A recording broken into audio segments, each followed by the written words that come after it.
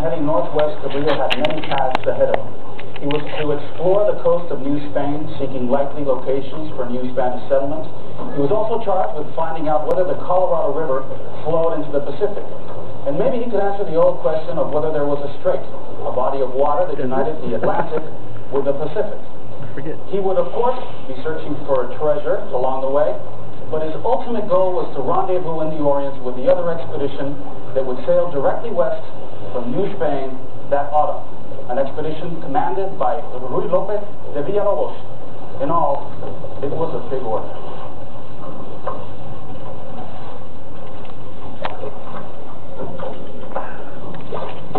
We're going out to a bigger boat. Yeah. Good idea. Yeah. All right. All set. Our vessel is 50 feet long, just half as long as Cabrillo's, but it's faster and cleaner and a lot more comfortable.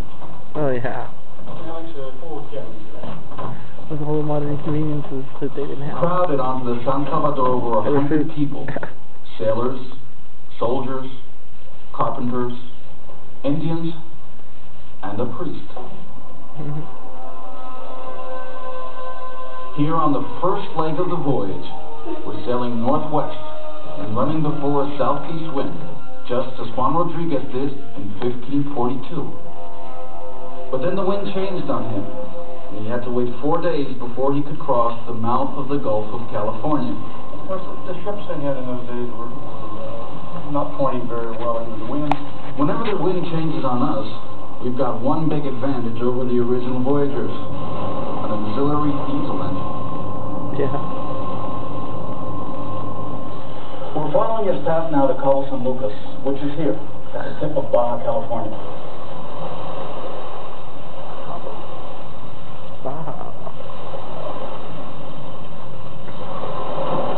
Even though we have a chronometer and time signals from the Navy, we're trying to keep time as Cabrillo did, with an hourglass, or more precisely, a half-hourglass. The person on watch had the job of turning the glass, and in the original voyage, they said a prayer each time the glass was turned. Another piece of the past we're carrying is an astronaut. It's kind of an early sextant, and Tom, the mate, actually learned how to use it. 27 degrees north, 30 minutes. I've got 29 degrees, 57 minutes north. Well, it's 2.5 degrees off. You know, the Spanish were using the most precise navigational instruments of their time, but they're no match for today's satellite technology.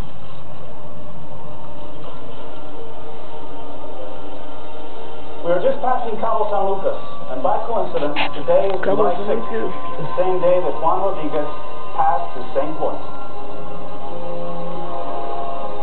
He had on 3 parts and 2 cameras. So. Cabrillo had 3, along with San Salvador were 2 smaller vessels, Victoria and San Miguel. Another boat swirling Juan around Rodriguez it. had been designated Captain General of this little fleet. Is that the same? And his flagship, San Salvador, was also called by the name Juan Rodriguez, one of the customs of the time. We're 6 days out of Navidad now, and passing Santa Margarita Island here, just as Juan Rodriguez did. He'd also been told by Viceroy Mendoza to look for a good country where you could make a settlement, but obviously not here. The island, unchanged across 4 centuries, is too rugged and inhospitable. I'm sure we'll find plenty of places that are totally changed, but here along Baja California, the land appears as it did in Cabrillo's day, and the Indians came down to the shore to see these strange visitors from the sea. I bet. They're like, what the heck is that? When they came ashore here, they probably carried a weapon like the Spanish muzzle-loading arquebus. Cabrillo wrote in the record of going inland the distance of an arquebus shot. That's about 200 feet. There he found the spring. He also wrote that the land was dry and barren, and it still is. And it was here that he started to put names on the land. He christened this place Puerto de la Magdalena, in honor of St. Mary of Magdalene, whose feast day would be a couple of days later. As he sailed on northward, Juan Rodriguez sprinkled the bays and promontories of the long coastline with names that tied them to Spain. And usually named with a Catholic context, Bahía Asunción, Isla Natividad, Isla San Jerónimo, Puerto de Santiago, and many more.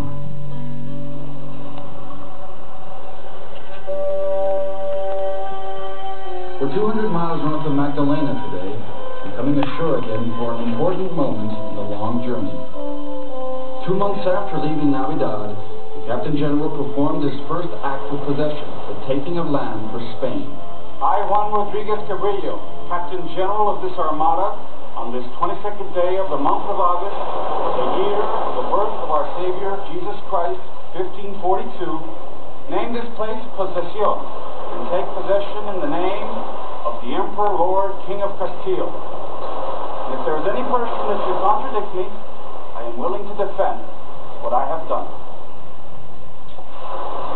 No matter how you look at it, the audacity of Europeans in claiming land that did not belong to them, well, it was simply remarkable. And yet, that's what they did in those days. Most of Cabrillo's names were lost to history. I found it long. About 60 years later, a merchant named Sebastián Vizcaíno changed them. His reason was that Cabrillo had described the landmarks too vaguely, and he simply wiped them out. Again, pushing Juan Rodriguez from the stage of history into the wings.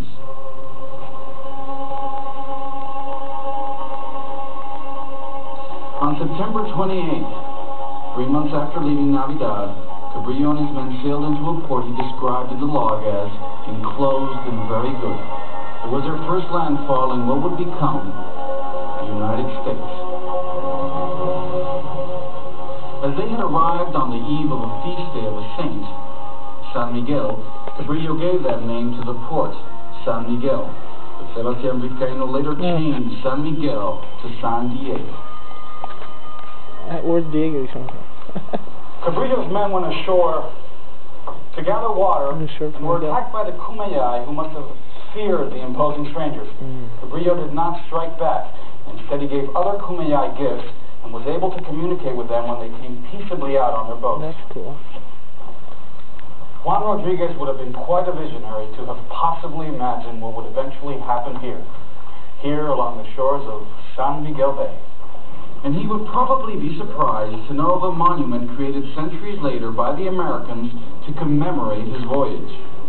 The crew stayed in San Diego for 6 days, riding out the first big storm of the winter, and then departing northward on October 3rd. It was mid-October, nearly 4 months out of Navidad, when they passed what is now Santa Barbara. Back more than 450 years ago, this was a heavily populated coastline. Some of the native structures were described in the log as being as big as the houses of New Spain, big enough to accommodate about 50 people. Dang, that's a lot. Eternity. On the beaches where the Chumash Indians came down to greet them, they're now greeted by hotels and condos. I had to draw pictures of that thing. The Chumash had been here for hundreds of years, and they told Cabrillo of a great river to the north. Well, hopes ran high. Perhaps they could confirm that the Colorado did in fact empty into the Pacific. They pushed on. The Channel Islands off Santa Barbara. They would play a big role in the expedition's story. The ship sailed among them and explored them on their way north.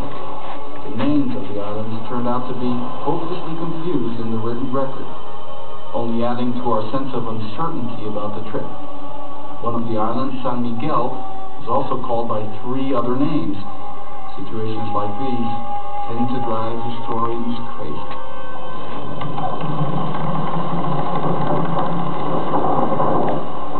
It would be those great Pacific winter storms blowing in from the northwest that would eventually destroy the expedition's hopes and dreams.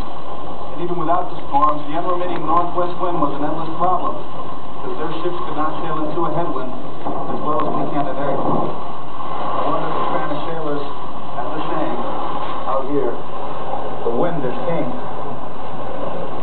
The little fleet pressed on northward, but a series of storms delayed their progress. At night, November 11th, 1542, Big One blew in. In the log it says, as violent as any storm seen in Spain. The ships were carried northward.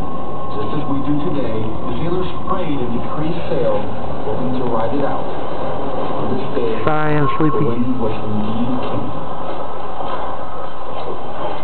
When the storm cleared, the other ships were nowhere to be seen. Incredible. As terrifying as this was, Cabrillo pressed on, moving north and looking for the Great River. If there was not, I remember no river, sailing on a boat when I was mystery remained. in a storm, and very scary. The expedition continues, but moving south now instead of north, as Cabrillo searches for a safe place to spend the winter. The expedition has not gone well. They have found nothing. The sailors are exhausted, and in their gloom, they even pray that the looming cliffs will not collapse on the little fleet. Scattered and tired, they finally find shelter back at the Channel Islands. Not much accomplished after all these months. It was November 23rd when they arrived back at San Miguel, the northmost island. Here they would beach the vessel San Miguel to reculp the hull and repair the sprung planking. The islands were bleak, and so was life. The men were bone-tired and disillusioned. They fell to fighting with the island Chumash, Indians that were a lot more combative than the mainland Chumash tribes. Sorry. In a rescue attempt, after a skirmish on Christmas Eve, Cabrillo was injured while stepping ashore.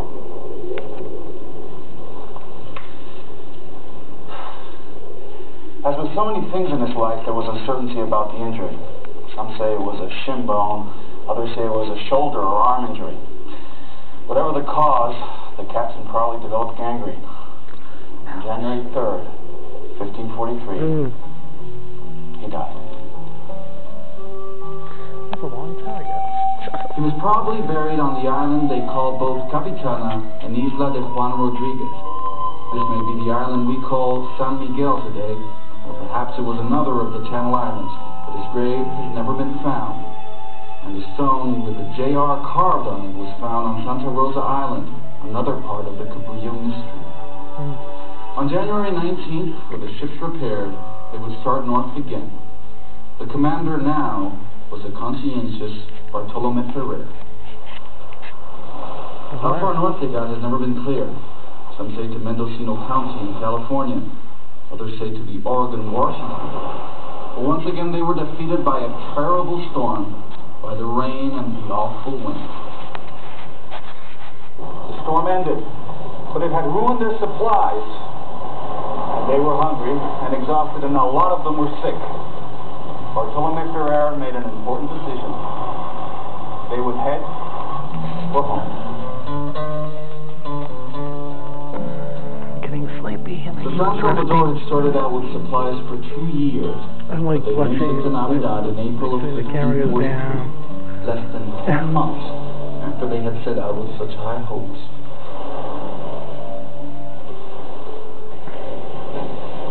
They didn't establish any settlements. They didn't bring back any gold.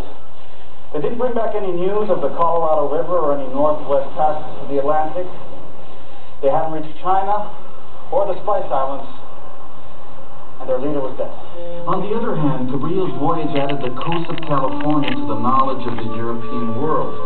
This was a significant achievement, and he located landmarks and reported on winds and currents that made it possible to achieve a west-to-east crossing of the Pacific some 22 years later.